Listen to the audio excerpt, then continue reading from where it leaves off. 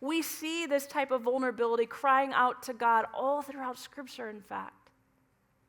In Psalm 22, for example, one of the most raw passages of Scripture, the psalmist writes, my God, why have you forsaken me?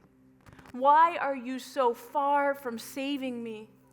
From the words of my groaning, oh my God, I cry by day, but you do not answer, and by night I find no rest. This psalmist, just like the Israelites, cried out, yes, raw, yes, honest, but cried out as a leap and an act of trust that those words of honesty would be heard by God.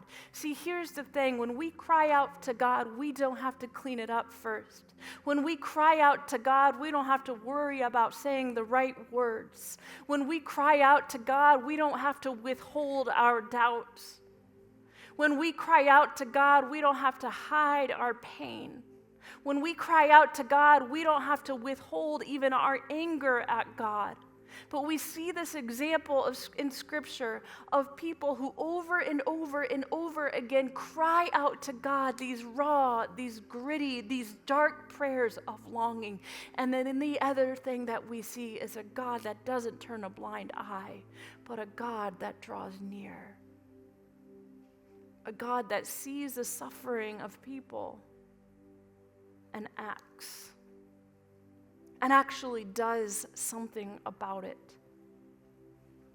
And as the story of God continues, we see a God over and over and over that moves towards people with moments of grace and redemption and kindness and love. And God invites us to turn to him and discover the God that sees, that hears, that agonizes with those who agonize, that grieves with those who grieve, and calls all who are despairing to turn